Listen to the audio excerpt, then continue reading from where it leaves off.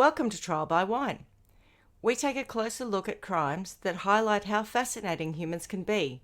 Schmidty, Swanee and Clarkey visit crimes and run them through their jury of three, debating both sides of the case to agree an appropriate, if totally fictitious, sentence.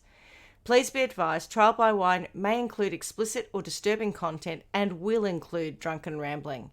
Listener discretion is advised. All right. How are we all? Very well, very well. So lovely. Yes, good to see you both. And you, we've had a little bit of a gap. So Swanee, what have you been up to? Since last we spoke, Not much. Not much time. I've just been being a mum again. Back to school, back to term time.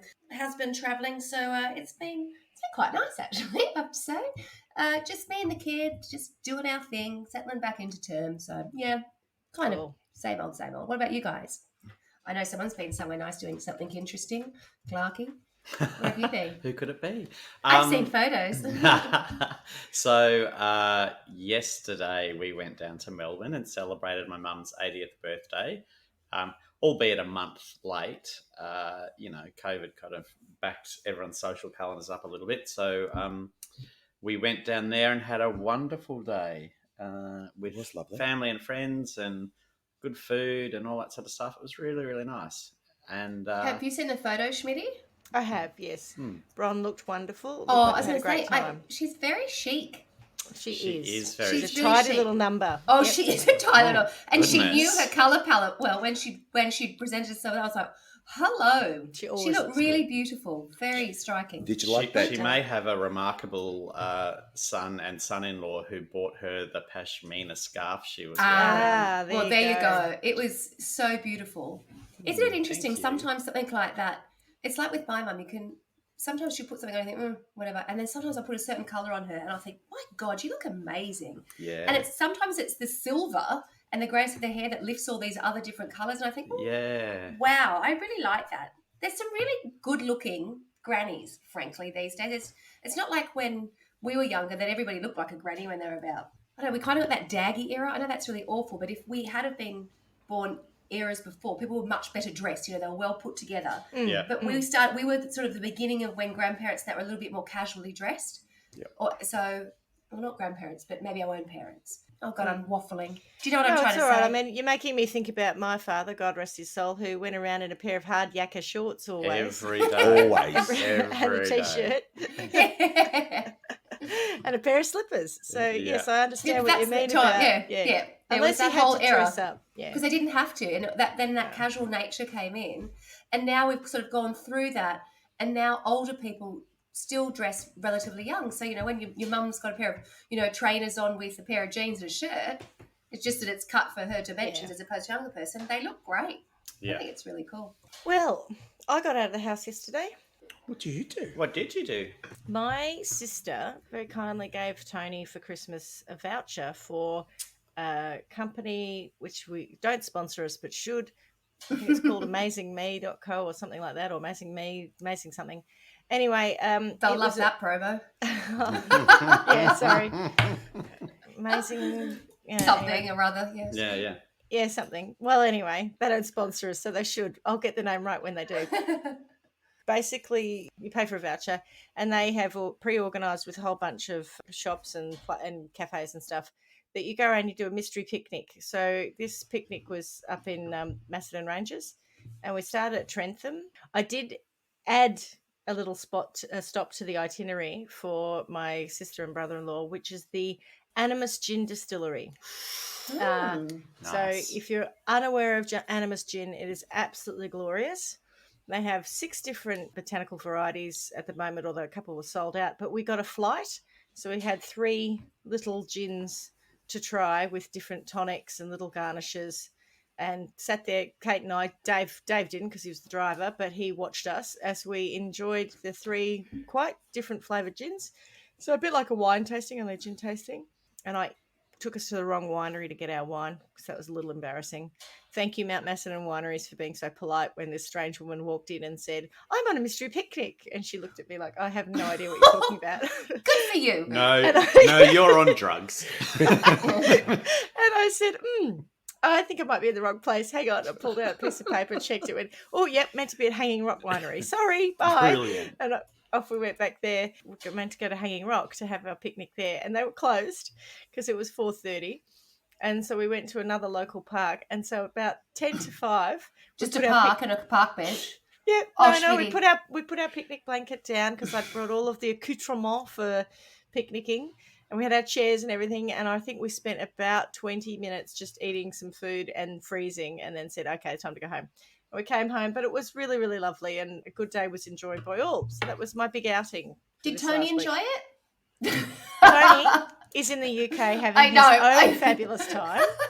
And I actually booked this before he booked his tickets. And I told him what the date was. And he still booked his tickets anyway and went, oh, well, too bad. So I went, oh, well, too bad. And we went on it. But it was lovely. I kind of thought I'll try it out. And if it's good, I might buy another voucher and he and I can do it again in the warmer months. Yeah. I have to say, you and your sister look very happy. You did. You looked really good. They're gorgeous photos. I really like them. I was going to say, maybe Tony decided that given that you and Kate were going to go and do this, he should have an excuse so he doesn't have to join you. And that was the only one that he thought, I'm a definite out if I go overseas. Yeah, probably. I don't know. So that's me. So what are we drinking? Well, I'm glad you asked. So we drove home from Melbourne today, and there's a winery on the Hume Highway that we always drive past and always say hi to it but never drop into. So today we decided we'd drop in. It's called Fowles. It's at Avenel, which is, hour and a bit out of Melbourne. And so we did a little tasting and we bought a Stone Dwellers 2020 rosé. Pleasingly, we've got it home and it actually tastes quite delicious, doesn't it? It is. Yeah, it's lovely. That is pleasing. So indeed. that's what we're having. How about you? What about you? I'm fresh off kids' sport, so I'm having a little cheeky DC. But the important thing is I'm nearly finished with that. I don't have to drive anywhere this afternoon. I don't have to take anyone to sport or school. So I'm going to crack open one of the drinks Schmidty gifted me. I'm going to start with a Brookvale Union ginger ale, ginger beer, alcoholic. So is this the high alcohol one? What's the percentage on it? No, that's this. That's I'm going to follow that. That's for later in the episode. I've got that one. That's the scary one. Brilliant. It is double the alcohol, I think, of this one. Wow. It is a bigger can, but it is much stronger. I think our listeners should brace themselves because we haven't really had many episodes where you drink. And not at all. What you need to brace yourself for is what I'm concerned about. I think it's going to make me burp. That's I think I'm going to become a Rob Swan, rough old bird, will be out in force. Let it rip. Force, yeah. Anyway, so that's where I'm headed. What about you, Schmidty? Are you doing some gin? Well, that's a complete reversal of fortune. I am drinking just soda water today. So what? I may have a drink later, but I'm not quite ready today. Was yesterday that big? Did you and your sister kick on? No, it wasn't that big at all. No. We had the flight, which would have been the equivalent of probably 2 or 3 gins, which in a short period of time is quite a lot. Mm-hmm. And then we did get a bottle of red, of which we had a couple in the picnic. But, I was just over it. It's just done. I will have something, I think, at some point. But right now, I know, completely out of character, I'm going for the non-alcoholic. It looks like you, Schmidty. It sounds like you, but clearly it's not you. It's not. I know. It's a bit odd, but there you go. Carla, I think it's just you and I today. All right. Well, you'll see. Never mind. You'll see how far I get. And we are recording 2 back-to-back episodes, so maybe in the second one I might hit it, but we'll see how we go. All right. So who are we? I'm Schmidty. I'm Swanee. And I'm Clarky. And together we are... Trial by Wine. Wonderful. Yes, we are. Cool. All right. So I have a series of stories for us today. So I shall get into those. Good-o. I think the last one I did was a fan recommendation. This is another fan recommendation. Wow. So so the reason I'm doing 3 is because... You're the same fan? No, this is Brownie. So thank you, Brownie, for inspiring this story. Is Brownie sweet and moist and delicious? Oh, she is. Yes, she is. Excellent. Yes. I'd have to think about that for a moment. A little bit crusty on the outside. I'd never gooey call on Brownie the inside. Crusty. Oh, she's very gooey on the inside, yes. So Brownie sent me this actually quite some time ago, and it's a bit of a short story. And so I unlike our cannibal one, where I was able to find a lot more information about it, there really isn't much more about this one. I did find a follow-up, which I've added to it, but it's not super big, and so I've got a couple in a theme. So today I'm doing a more of a theme than a single story. It came from the dailymail.co.uk and also the sun.co.uk. My sources of all news stories. Yeah. And the headline is Woman 20 is jailed for 34 weeks after faking her own kidnap in a bid to con her ex-boyfriend out of £2,000 so she could buy Christmas presents for her family. Really? So it's not even a big stake. Yeah. Well, £2,000 is quite a lot of money. Is it though? And maybe when you're 20 it is, but... Yeah, exactly. And I think... what is the exchange rate currently? Do you know, Schmidty? It's, I think, high 50s. 1.5. I'm going to have to look that up. 1.5 to 1.7 or something. So it's probably close to $3,000. I think it's like 56p to the dollar or 58p, isn't it? Are you looking ahead I'm not when Tony, you travel? so I don't have to worry about it. Yeah. Yeah, I'm just thinking I haven't even given it any thought. I just remember before I went to live in London, people used to talk about the time when the Australian dollar was so strong that if you earned, £1, it was the equivalent of $3 Australian. Remember that? The pound was really strong. Yeah. I was there when that was true. Yeah, I borrowed £500 off my sister and had to pay back $1,500 when I got home. Yeah, $3,500 is £2,000. A woman who faked her own kidnapping in a bid to con her ex-boyfriend out of £2,000 so she could buy Chrissy presents has been jailed for 34 weeks. Leah Jumeau, 20, of Blackpool, Lancashire, sent pictures of herself bound and gagged next to a gun to her partner in October 2020, a court heard. Jumeau and her victim had met online in 2018 and visited each other at their homes before the man began receiving messages purportedly from her ex-boyfriend Paddy in September 2020. While away on holiday in France, the man received a disturbing WhatsApp message from Paddy which contained a photograph showing Jumeau lying on the floor bound and gagged. Further threatening messages contained demands for money, initially £2,000, but later reduced to £1,000. I have a feeling you £1.50 coming up with it. Look, I know. I'll give you a discount. Yeah, I know. I said that she was worth $2,000, but it's okay. A grand will do. All right, how much will you give? Exactly. Yeah, exactly. Just make me an offer. That's right. Or nearest offer. Should have said £2,000 ONO. Anyway, some of these messages were accompanied by photographs of what looked like a rifle. Of what looks like a rifle? It looked like a rifle. Could have been one. Could have been a toy. Could have been a stick. Could have been anything. Yeah. Her bizarre plot failed when the matter was reported to the police and she was forced to admit her lies. In an interview with police, she confessed making the whole thing up because she wanted the money for Christmas presents. Jumeau appeared before Blackpool Magistrates Court in September, charged with blackmail and fraud by false representation. She was bailed ahead of a trial at Preston Crown Court, but pleaded guilty to the lesser charge of fraud on Friday at this time, whenever this was written, and she was sentenced to 34 weeks in a young offenders institution. And I tried to do the math, but that's 6-7 months. Anyway, she's subsequently been released following an appeal, and the appeal judge noted, in one sense, the photograph is quite disturbing. However, the disturbing nature is somewhat undermined by the crude application of red felt tip pen purporting to be blood, which obviously it wasn't. For God's sakes. Amateur. Lord Justice William Davis stated that Jumeau was a vulnerable young woman who had been suffering with mental health issues and should never have been locked up in the Saw that coming. first place. A psychiatrist who assessed her told the Court of Appeal that she suffered from a disorder involving emotional instability, which would have affected her decision-making at the time of the offence. We're quite satisfied that the sentence imposed was manifestly excessive and wrong in principle. I just want you to remember manifestly excessive because it comes up in a later story. Said Lord Justice Davis. She was and is a vulnerable young woman. She was only 19 at the time of the offence. The judge said he took her age and vulnerability into account, but if he did so, then he failed to do the appropriate and necessary extent. So this is the appeals court judge saying the original judge may have taken that into account, but he still, as far as he was concerned, sent her to jail for too long. And in fact, he didn't even think she should have been jailed for the offence. So is she vulnerable because she can't commit crimes properly? And so she's always going to get caught because no one's taken advantage of her. No one's done anything. She did it herself, you're right. Yeah. No one said you have to do this. But if she wasn't vulnerable, she wouldn't have got caught because she would have been a little bit better at it. Yeah. Maybe. I mean...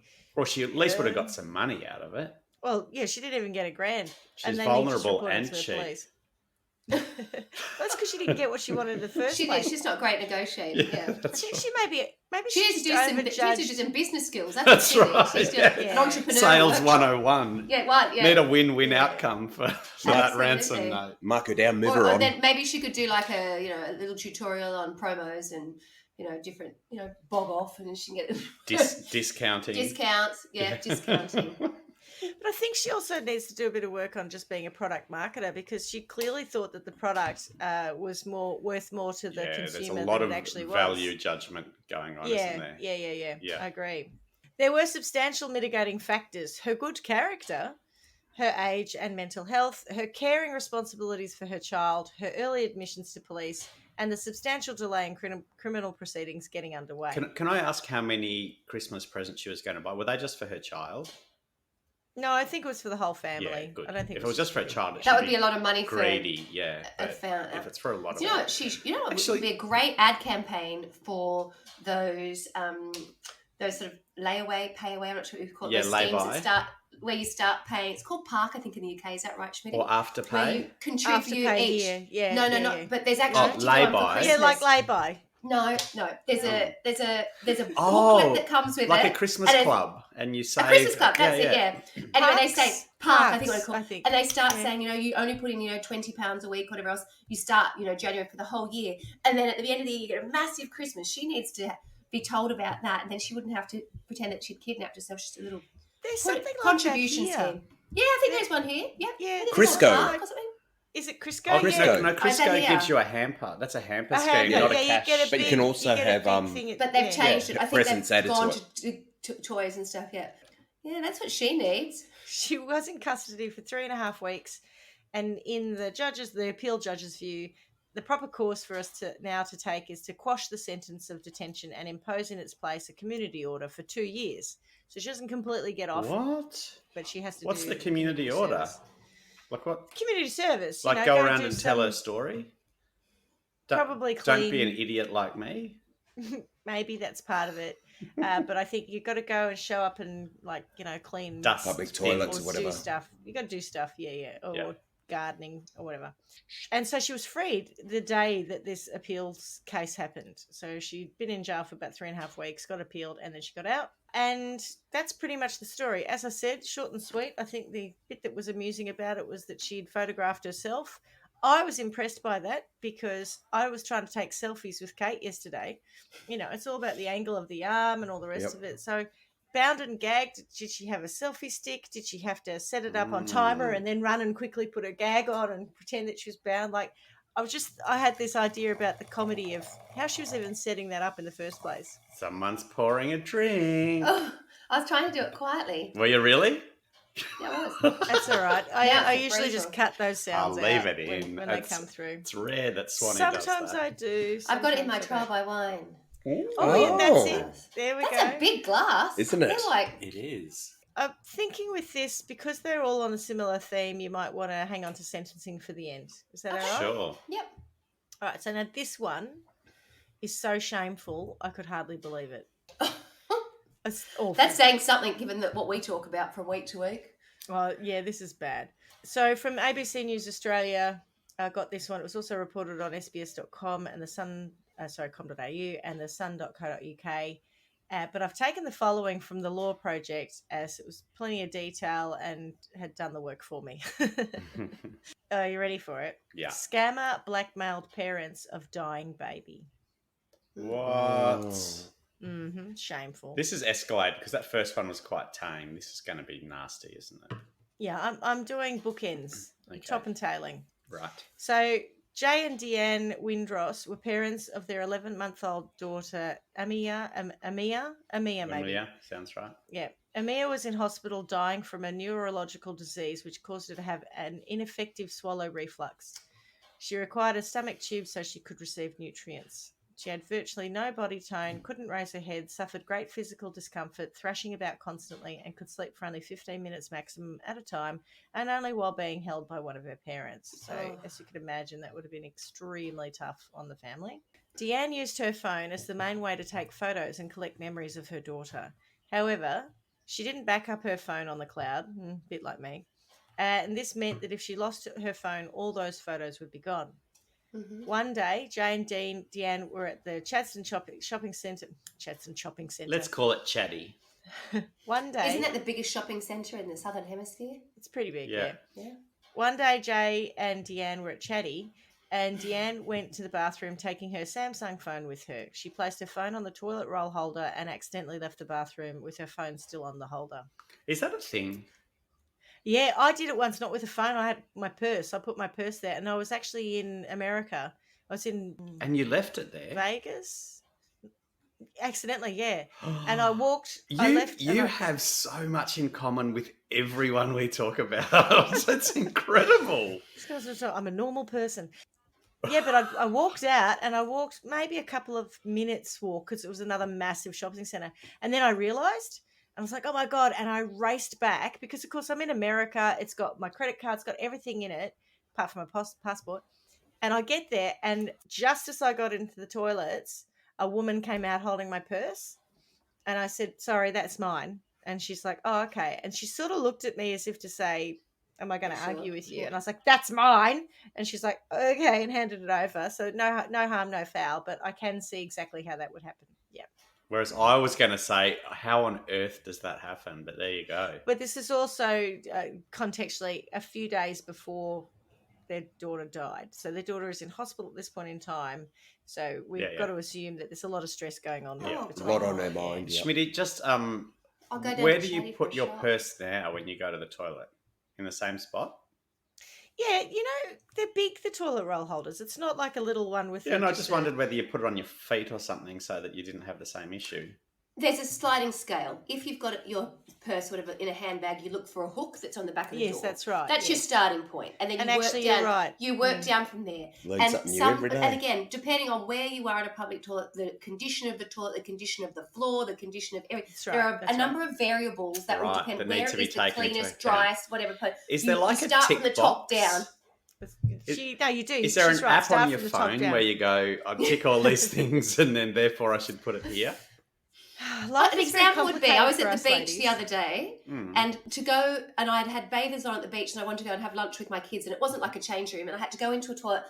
All beachside toilets have the floors full of sand and wet, whatever else. So I had this, I was lucky there was so I had my bag hung up somewhere, but then I had to hold everything because you don't want them to touch anything. Yeah, so you don't want the ground, you don't want your shoes to touch your new undies, and while you're taking your bathers, it was all this kind of, nothing can touch anything. It's sort of, it's not pleasant being Thank God for urinals.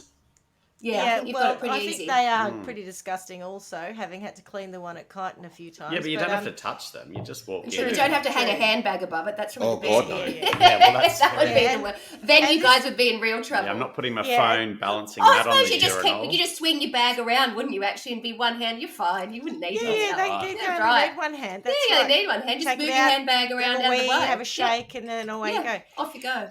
Not struggle to get it back in with one hand. Oh, no, it's not wrong. Yeah. Well, the thing is, I didn't have a handbag. I wasn't a handbag user in those days. I now am. So you're right, Swanee. Exactly as you described, I'd go for the hook on the back of the door first. Anyway. But I need to interject. If you had a clutch and you were out, like when you don't have a handbag out, like and you're out on a night out, and you might have like a bag that doesn't have a handle, because you do that a lot of a night of an evening, like an evening style bag doesn't necessarily have a handle. Then that's right. You would try and find a flat surface that preferably wasn't the top of the toilet. Yeah. Look, I'm preferably wasn't the bottom. I don't know if I'm about to out myself as a really repulsive person or not, but depending on the state of the sanitary napkin bin. Yeah. So if it's not over... Oh, no, that's...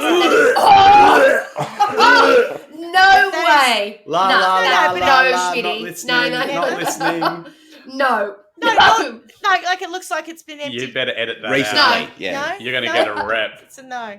Jeez. That's a very oh big my God. no. No. That's when you're holding it on yourself and you just... You tuck it under your arm. That's like putting your phone in the urinal next to the one you're using whilst you have a wee. All we've discovered is there are different Gross. standards about certain things. That's true. It's not like I go around licking my handbag after. Well, and you're not, you're not dead yet, so it's not working too badly. Exactly, it hasn't killed me. And you I'm haven't fine. got I haven't even had COVID. That's right. That's why you have such a robust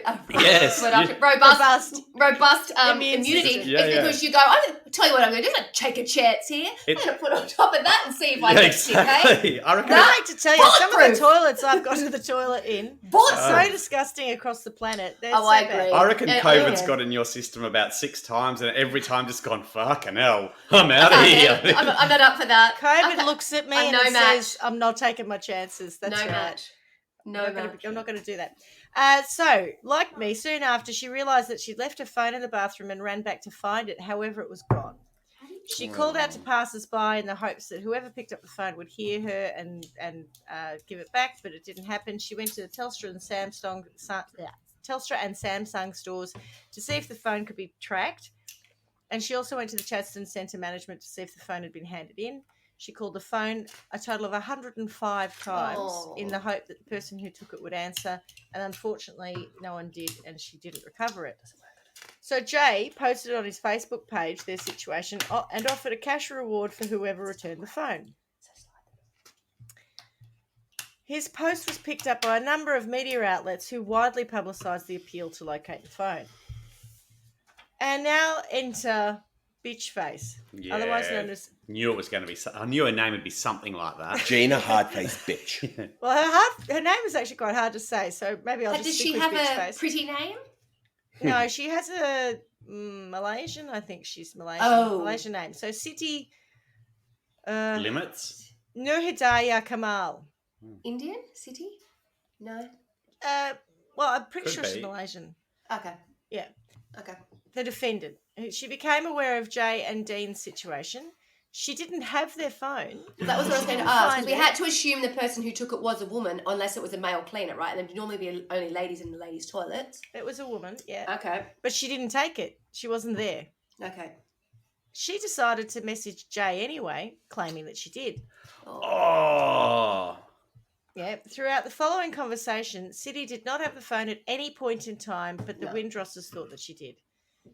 After City reached out to Jay, he described that he was filled with hope. He wrote in response, "Please put it in my letterbox. I'll get my neighbour to check it's there and I'll transfer you $1,000. That was the reward. What? To wherever you want it." Oh, sorry. No, I'll transfer you the money because he said I'll pay for it. And then she said, "Give me $1,000. And if the money's not transferred, she won't give the phone to Jay." Jay said, "My baby is in her last minutes. I would have called. Can we discuss this tomorrow? She's about to leave us." Yeah. A few hours later, City asked Jay how the money would be transferred. Jay wrote, "I don't know yet. I can't think at the moment. My baby isn't going to last out the night. What do you suggest?" City responded with, "Please transfer me the money. I will return the phone to you, or maybe I'll just sell it. I hope you can help me. You may help me today. God, may you help me." She's a mole. She's a Bitch face. MOWL. She might be one of my least favourite people we've ever had. I reckon, yeah, I'm She there with you. does It's really give a- shameful. Yeah, It's shameful. This is, Yeah. you know, And people have been in other she's situations. one of She's those- just, oh God, she's disgusting. Having been a person who took a few selfies yesterday, I shouldn't really say this, but all of the photos of her, she's quite attractive and she's young and she's got these No photos way. of her looking beautiful. Oh God, they're I just- honestly thought you were going to say she was some like crazy old lady, like middle-aged old No, lady. she's just an opportunist. Jesus. No, she's worse than an opportunist. True. The next morning, Amia passed away while being held in her parents' arms. That same morning, City sent Jay a message saying, "Please, I'm begging you. I don't want to sell and erase all of your memory. And I promise you, I'm an honest person." Oh, and please, I'm begging you, give me money. Yes, you. Like, Jay responded with, "Please don't erase anything. Our baby passed away in our arms early this morning. You have our memories of her. Please just let us have some rest and then we'll organise something, I promise." Even after City learned of Amia's death, she continued to berate? No, it's a word I've never heard, so I don't think it's right. Hassle Jay for money and sent him a screenshot of her bank details. Jay wrote, "I'm going to do it, but I need to know you have the phone and you're not just trying to get money out of me." Good on you, Jay Jay. also, yeah, exactly. Jay also suggested a few ways to exchange the phone as he was in hospital with his recently dead daughter. Later, City responded with, "Are you going to deposit or not?" In total, 160 messages were exchanged between Jay and City in 24 hours. Can you imagine it? No. Can you imagine that you have just lost your daughter? He must have been somewhat suspicious. Jesus, she's just It sounds like she's he so was. aggressive. Yeah, It was, but also I'm his not wife saying he would was in the have right state. Yeah, they would have been been- bereft and just they would have been trying just, to deal with a million and one things. I know. I'm not trying to exactly. say anything, but this woman's playing a certain, she's playing hard. I'm sure he was suspicious, but on the off chance she did have it, I'm not going to let it go. Yeah, I know you're right. I'm not suggesting otherwise. Yeah. Jay and Dean were traumatised by City's behaviour and reported her to the police. 2 days later, City was arrested and charged with blackmail. In the court judgment, Judge Gaynor wrote that she found City's behaviour so reprehensible as to be amoral. I regard the objective So gravity... reprehensible as to be amoral Mm-hmm. is That's what she I said. hope she got a life Oh, sentence. amoral doesn't sound very bad. Like in the, there's lots of things that are amoral, but No, yeah, I know. it's I so know. reprehensible. She's, it's You're a worse disgusting than, it's human worse being. than Does amoral. immoral mean without morals? Yes. Yeah. Well, it's fair, isn't it? Yeah, but I think there's if you really use it in the true sense, and you have no morals. I know you think it's light, but if it's about as bad as things get, really, isn't it? If you just have no. It just doesn't sound bad I enough. just think she's evil, greedy. I don't know they're allowed to say that. They're not allowed to say you're evil and greedy. Greedy. Well, I don't know. I have heard some. Yeah, maybe. For like serial Callous. killers and that. Yeah. There are lots of words. Lacking they use, but empathy. That's evil. she went on to say, "I regard the objective gravity of this offending and her moral culpability to be of the highest order." That's better. Yeah. Yeah. Better. Her moral pleaded- culpability to be of the highest order. I like that. Feral bitch. Did you tell us when this was? It's quite recent. It's Yeah. 2021. Yeah. Oh, really? Yeah, this That story. recent? This story. Oh, really? This story. No, it's I was a bit gonna say earlier than that. 10 It's years or 2020, something. but no, Oh, right. it's Yeah, only right. about 3-4 years old yet. Okay. So City pleaded guilty to blackmail, was sentenced to 3 years imprisonment. The Windrosses never found the phone. Oh. In later developments, City appealed to the sentence with her defence, saying it was, I hope she got here we 6 go, years. manifestly excessive. What? Yep. In written submissions filed to the court, Kamal's lawyer, Rahim... Kamal's DeCresta- lawyer? That's her That last was her name. surname. Yes. God, I was thinking of City Kamal, Kamal. a Yeah. celebrity. My Why are God. people so What's unkind? he got to do with this? Yeah. Why is City so unkind? That's Yeah, what That's True. right, yes. So her lawyer, Ramin DeCresta, said Judge Liz Gaynor placed too much weight on denunciation and just punishment.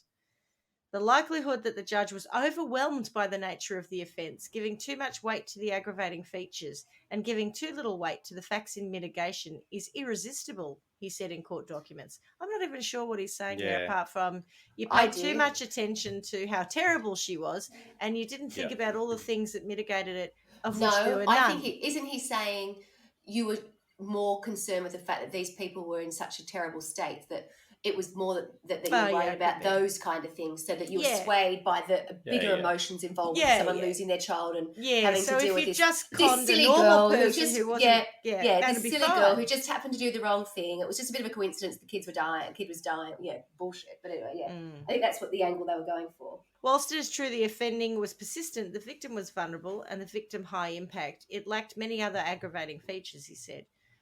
Kamal desisted prior to the victim going to the police and prior to receiving any money. Oh, okay. So she gave up on getting money and she stopped hassling them, and so therefore it's Before fine. they went to the police, yeah. Yeah.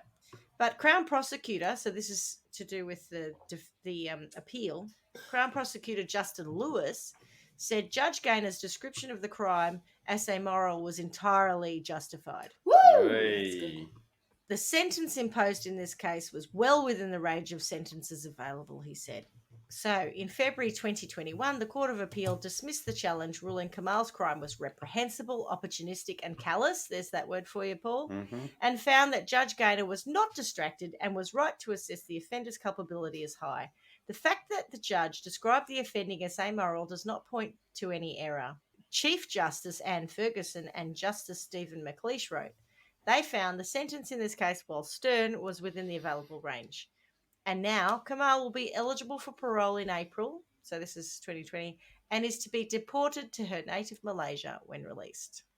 Piss off, Mole. Catch Yep, it, cunt. exactly. I'll be honest, having looked at the Language photos, I violation. think that is absolutely spot on. Yeah. Piss off, Mole. Yeah, she's a bad egg. Yeah, she is. She's not a good girl at all. She's a bad girl. Black Yeah. heart, yeah. Mean girl, yeah. And now for my third and final tidbit on blackmail. Yes. He said tit. A woman... tidbit. A woman blackmailed a man by pretending to be her jealous ex-boyfriend and threatening the victim with violence. So a little bit like the first one, in that there's another woman who's saying she's someone else, but we're a little bit different. So Lucy Battle and this is from somewhere in the UK, probably the Sun, the Daily Mail. I'm not sure. Sorry, The Mirror. it's one of those. Lucy Battle forced the petrified victim into handing over £970, random, after meeting him on a night out and then contacting him on Facebook. Battle sent messages to the young man pretending to be a violent former partner and made demands for money. Leeds Crown Court heard Battle also recruited a former school friend, Cheyenne, yes, it's pretty spelling, Norris, to help her carry out the vile offence. Jade Edwards, prosecuting, said the victim first met Battle on a night out with friends in Leeds City Centre in July 2019. They later became friends on Facebook and began exchanging messages in October of that year. Ms. Edwards said Battle told the victim that she had no money to pay for electricity, and so he transferred some money to her because he's just a nice young man. The following month, Battle contacted him from a different Facebook account. She said she deactivated her old account as she didn't want her ex-boyfriend to see their messages. Battle told him that her former partner had assaulted her and kicked down her door, not kicked her down the door. The prosecutor said the victim then blocked Battle as he didn't want any trouble. Good boy. Clever. On December 23, he received a series of text messages from an unknown number. One message read, "It's not too hard to find your address." The victim asked who the messages were from, and he was informed they were from Battle's ex-partner. Another message read, "Don't act stupid. I've seen everything on Lucy's Facebook. I've seen it all, and I'm going to come for you." The court heard the victim was petrified, as you would be. A further message read, "I have already smashed Lucy up. I'm not messing around being made a fool of." Another message was sent saying, "Give me some dough." Give me some dough so I can make some You can bread. make bread. The victim agreed to pay £200 and was told to transfer the money into Battle's bank account. More demands for money continued over the Christmas period. The victim was sent screenshots of his Facebook messages to Battle as pressure was put on him to transfer money. On December 28, the victim received a WhatsApp message purported to be from Battle's ex-partner, claiming that he needed more money for a solicitor as he might be going to jail for assaulting her. Not my problem, mate. The victim transferred a further £150. What? That's a cheap medium. That's probably all he's got. Yeah, You know, yeah. I think the kid's about 18 or 19. The court heard how Norris also became involved in the offending. On one occasion, she claimed to be Battle's ex-partner's sister before demanding money. Police, that's Cheyenne, pretty spelling. Police were contacted after the victim told his mother. The messages were traced to Battle and Norris, and they were both arrested. Battle targeted the victim again after being arrested by sending him an email with PayPal requests for money. She's good on the digital shit, though. She's done text, Facebook, WhatsApp, PayPal. The court heard the victim paid a total of £970 through fear. In a statement to the court, he described how he lived in constant fear for months after the offending. Ms. Edwards said, "Everyone's lockdown started on the 20th of March last year, but his started on December 23, 2019. Over the following months, he refused to leave the house other than for work. He suffered sleepless nights and constant anxiety that he was being followed home from work." Sheila Whitehead, mitigating for Battle, said her client was ashamed of what she'd done and wanted to apologise. Ms. Whitehead said Battle was aged 18 at the time of the offending, was abusing drugs and committed the offence to fund her habit. Surprise, surprise. The barrister said Battle had turned her life around since being arrested. She's now free of drugs, has become a mother, and is devoted to her baby son. Oh, great. Aubrey Sampson, for Norris, said the defendant has no previous convictions and is also ashamed of what she did. Battle was given a 12-month sentence, suspended for 12 months. She was ordered to do 60 hours of unpaid work and complete 25 rehabilitation activity requirement days. Norris was jailed for 6 months, suspended for 12 months. How's that work? And told she must do 40 hours of unpaid work. How do you get a suspension that is longer than your sentence? Yeah. I don't understand. Sentencing, recorder Nicholas Lumley QC told Battle, "You seized upon the victim and you scared the life out of him. He was a wholly innocent young man. You caused him to hand over his hard-earned money, going back to him and getting more money by pretending to be a vicious, violent male. You preyed upon him and his good nature in a scary and sophisticated way. You told lie upon lie. You then recruited Miss Norris, a school friend of yours. Together you continued to threaten, to frighten and to intimidate this young man. Recorder Lumley told Battle that she deserved to go immediately to prison, but agreed to suspend the sentence due to her becoming a mother and transforming her life. He added, "I accept you're a different person altogether to that vile person who preyed upon the victim." Both defendants were made the subject of a restraining order banning them from contacting the victim for 10 years. And that are my 3 blackmail stories. Yeah, so I just wanted to say, before we get to sentencing and talking a little bit more about these stories, one thing that I did discover in my research, when I just looked up, blackmail and people who blackmail, there is a really, really awful trend at the moment of women being raped across the world. This is, and they're rapists filming it and then blackmailing them, saying, I'll share this on social media, or I'll tell the world about this. What? To the point in some instances where victims have committed suicide. So all I want to say is that, that is horrendous. But blackmail in its own right only works if you pay them and if you're frightened of them. Just go to the police. Go to the police. Tell someone else about it, like the kid who told his mother, because it will stop then and these people will be prosecuted. It may feel like the worst thing on earth is having this thing that's happened to you shared. And it also, by the way, it's not just this awful rape thing.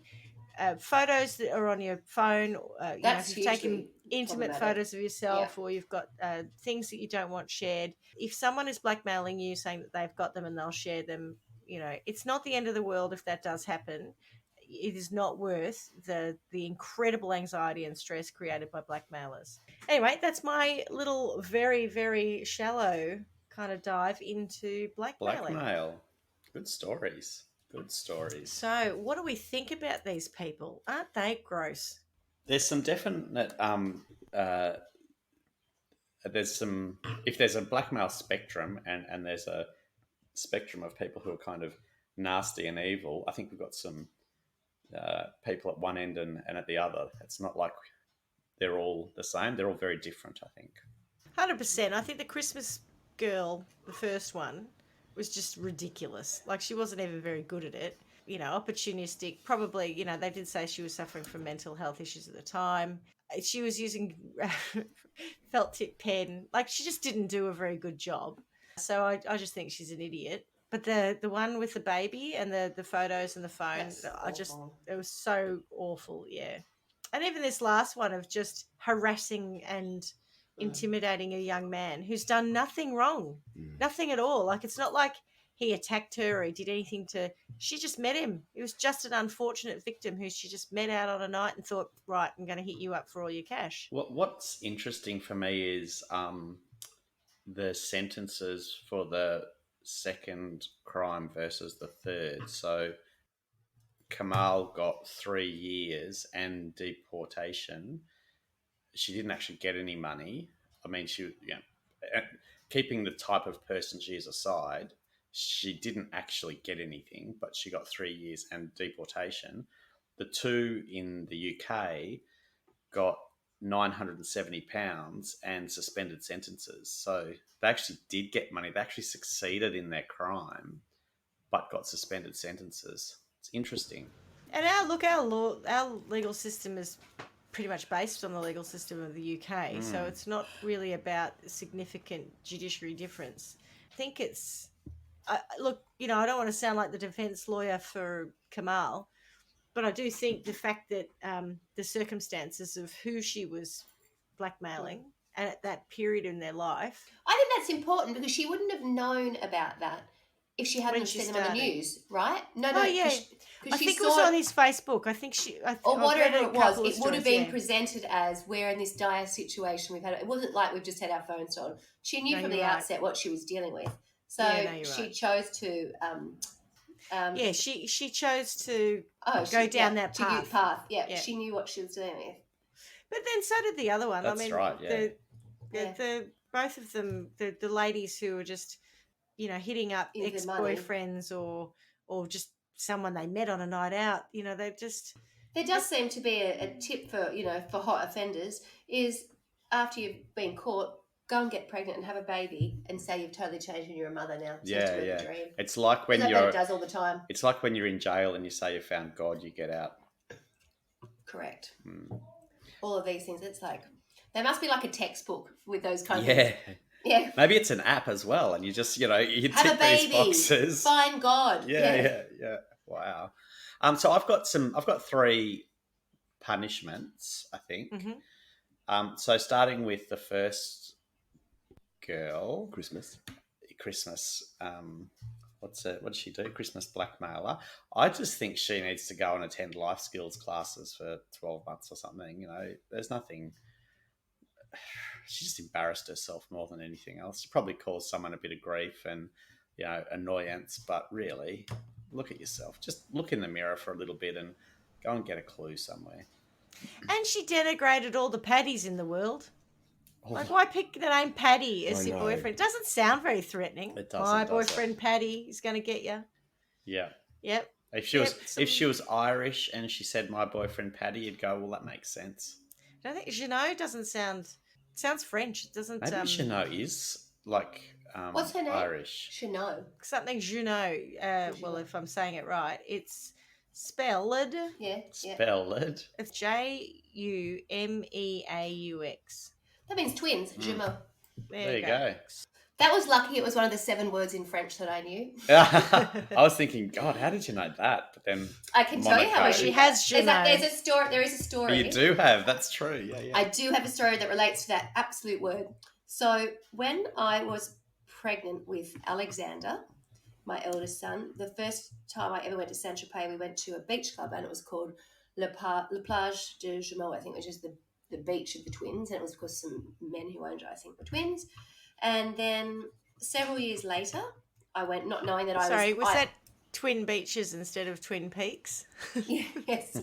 There's plenty of Twin Peaks at that beach, trust me. I actually have photographs of a woman from this next day that I'm about to tell you, a mother smoking a cigar in a white bikini. Like, she was a tiny little woman. Rocking she was smoking a cigar, walking around on a beach. I've never seen that anywhere else. Saint-Tropez. But the day that I found out that I was pregnant, and again, I didn't know that they were twins. I went to this beach club, having not been there for a couple of years, and there's a photograph of me there, not knowing that either that I'm pregnant or that I'm pregnant with twins. Anyway, so that's kind of, it's not even that big a story, but it felt very significant at the time. But anyway, there you go. But that's how you know what Jumeaux means. Correct. Yes, that's how I know what Jumeaux means, because it means there's a photo of me with this sign above me, not knowing that I'm pregnant, not knowing I'm pregnant with twins, and here I am at this beach with the twins. And I found out the next day that I was pregnant, but didn't find out I was It was a sign. Yeah, wow. It was a sign. Sounds like it. There you go. Anyway, Nice. I choose for it to be one of those like tiny little stories. But yeah, there you go. So that's that was my first sentence. The second sentence is for the 2 who actually did get money out of the young guy. And one of the things that they said was that they were smashed up by their ex. Yeah. So I want them to be smashed up. I think that's... Cool. Well, Nice. you know, if they're saying that's what's happened, then let's make sure that they're not liars. They might be blackmailers. They might like a bit of extortion, but they're not liars. So let's smash them up. I'm just not sure how I want them to be smashed up. And I would like it to be something that is... Like an Avo. Smashed like an Avo, yeah. Yeah, I think A meat tenderizer. That's a... Yes. Smashed Avo with a bit of That's all I was avocado and thinking some about was seeds. smashed Avo when you Yum. said smashed. I'm like, Yeah. that's smashed It Avo could on be toast, something yum. like in Roadrunner. You know how Wile E. Coyote always used to die in strange kind of ways, but he never died. Yes. He just always got into. Maybe it's that whole thing of running down a hill with a big boulder chasing you, and you fall over and it rolls over the top of you, and you end up smashed. Maybe a boulder made of pound notes, so that it's Oh yeah, so there's a bit of that could work. Or a cannon, you know, if they got fired out of a cannon into a cliff face and just got smashed as they hit it, that might work too.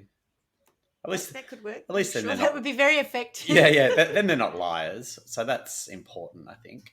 And then for what's her face, Kamal, who I think got the harshest sentence of all for in terms of actually the success of the crime. It's like she got charged for intent. Yeah, but if well, you had a chance that had the money, she would have got it. But it's like but she didn't. It's like murder versus attempted murder, right?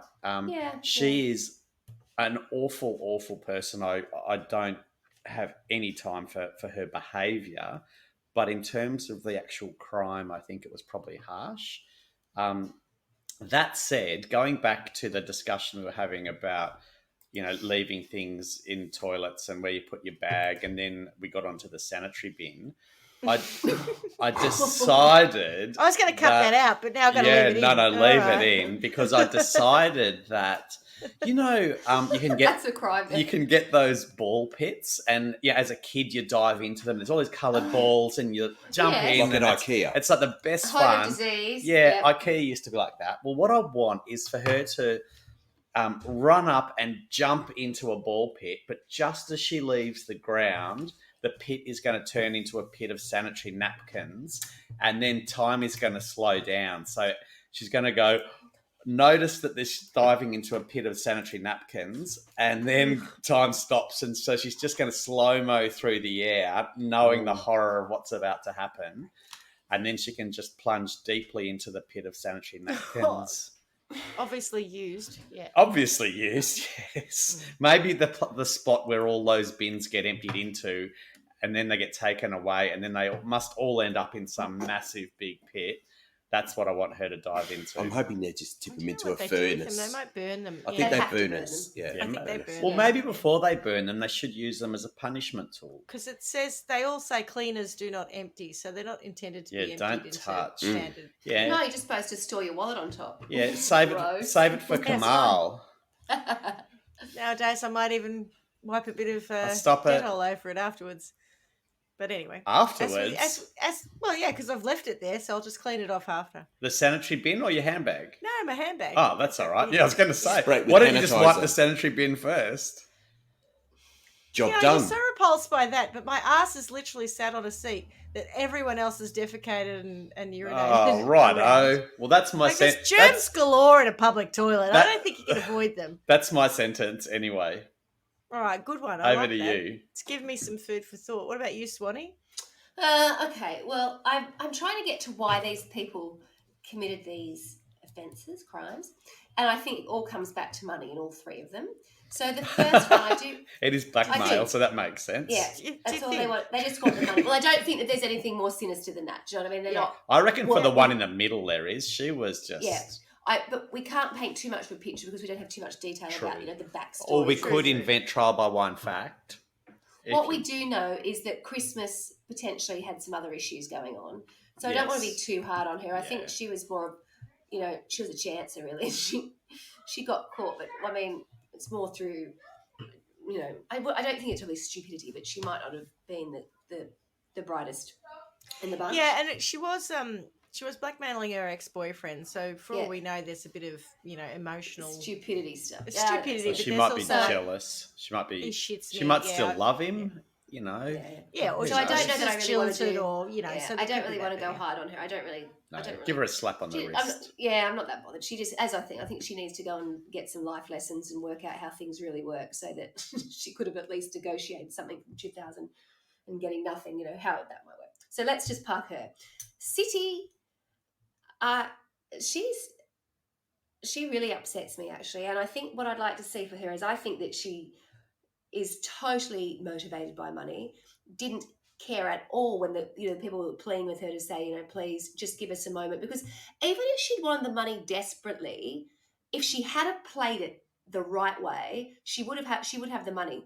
All she had to do was be a little bit more clever and a little bit more subtle. When she was going so hard all patient, the time, yes, she showed her hand. She was too desperate, and it became very apparent that what was going on. But before that, I mean, she had them in the palm of her hand to start with because they were so desperate to get back what they did. So for her, I would like to see someone who is so utterly motivated by money to be in a situation for the rest of her life where she had to pay somebody back, and whatever money she ever had access to or earned, she then had to put into a charity fund for whatever it was, such a complicated set of circumstances that little girl died from, but that she would have to give a proportion of her money, so that she was never able to be comfortable. She was always concerned about where her next dollar was going to come from, and really felt what it was like to suffer because she didn't have money, and if she did have it, she had to give it to somebody else. Convoluted, I know. Geez, you do that stuff well. You're very, very good at understanding the motivation and punishing them. Is that come from parenting? Is that what your kids get if they do the wrong things? You go, right, what was your motivation? And I'm going to get... I don't know. I think what I do when I'm punishing, I'm a big screamer. I'm terrible. So no, nothing that considered. I get way too, I don't think you're terrible. I think you mentioned in a previous episode, which this bit didn't go to air, but apparently that is your skill set, just screaming at people. Yes, one of my children has said that to me. That's right. I just scream at people. Yeah, so I would say that I'm quite good at that. So no, I don't seem to be able to bring that through to my own sentencing of my own children. I'm just too emotional just screaming at them. But yeah, she's a piece of work, and I want to see her suffer because she obviously would have done anything for that buck. She just wanted it. She wanted the money. Didn't care about it. So let's make sure she never has access to enough to be comfortable. It's always a stress for her. And at the same time, she's doing something nice for the awful situation these people found themselves in with their dying child. Nice. The last one, I don't know. These are people that strike me as they will always be in and around trouble. When you're going to do that kind of stuff, and then all of a sudden you're pregnant, and then all of a sudden, you're a different person. I don't have enough of a backstory to really know who these people are. So I'm going to paint a terrible picture and just say that, they'll always be looking for the next opportunity, shall I say. And I think that I don't know how to punish them, to be perfectly honest. Yeah. Again, I relate it to money. That they actually had to earn something and pay somebody off, because even their community service, all of that kind of stuff, when you say what community service is, it sounds like my life. It sounds like cleaning up after other people. And I'm like, that sounds like what I do. When you said exactly what that was, I thought, that sounds like my week. Oh, they had to do 30 hours of this. I was like, that sounds like what I do. So that's no real punishment. Let's have them do something where they actually have to pay back some money to somebody. I want to have to see them earn $1 and give it away. Nice. Because otherwise they're doing stuff. That hurts. When you actually have to earn it and give it to somebody else, and then you don't see any benefit. Can there someone they give it to not deserve it, or should they deserve it a whole lot? What's the better punishment? We're going to give it to Elon Musk so that it's just an irrelevance. Fruitless, yes. Fruitless, yeah. I don't even care. So for them, there's no upside. They can't. That's a good point, actually. I would hate for them to think that they were helping somebody else, and that would then give them some feeling that they've done the right thing. No, they don't even know where the money goes. It might go to someone well-being, but let's say that they don't know. Just disappears. They just got to do it. You just got to work and give your money away. Some people would call that tax, but let's see what sounds like my life. Yeah, so that's my punishments. I think that it was sort of just trying to bring it back to these people who were in the latter two cases. Yeah, just motivated by getting money quickly, didn't care how it affected somebody else's life at all. So let's flip it and make them hurt. Nice, well done. Okay, Schmidty? Right. Well, for the first one, and probably the last two actually, so the top and tails, the bookends, I think I'm going to send them on their community service to Trial by Wine World. Yeah. And we have public toilets at Trial by Wine World. And, we've all, I'm sure, experienced when you go, especially as females, when you go into a cubicle and someone's decided for no apparent reason to paint the sides of the cubicle walls with their own feces. And there's a great deal of overflowing sanitary napkin bins that have just got all sorts of things that you can't even imagine all over them. I think they're punishing the listeners. Oh, at this no. point. I think you get my Certainly point. punishing I the think podcasters. we've got some people who go to trial by wine and use the facilities, and they don't necessarily behave in a way that one might like. And those 3 individuals, that is their sentence, is to clean those toilets and return them to absolute cleanliness every day, and then have to go and do it all again the next day. And for the first one, I'm going to make sure that she also has, with red felt tip pen written on her forehead, "I'm stupid." And then the other 2 will have written on their foreheads with red felt tip pen, I'm with stupid. Yes. I love it. So everyone is clear on who they are. Do you think we could sort of lower her sentence just slightly? Because you've painted the picture of the world's worst toilets. Maybe we could just have Christmas. Maybe she could just clean the toilets on an aircraft. Because, after a long flight, and it's everywhere. Yeah, so she's got the light version. There's not necessarily feces on the floor. Let's just get Hers needs to be less, doesn't it? It's a little bit less, so she can clean maybe we have like an aircraft toilet in Trial by Wine World. She can clean that. Because you know what it's like by the end of the flight, you're like, I really don't want to go. I don't want to go in there. No, I feel dirty, and the toilet's even dirtier, and I just... And everyone's walking in there with their socks.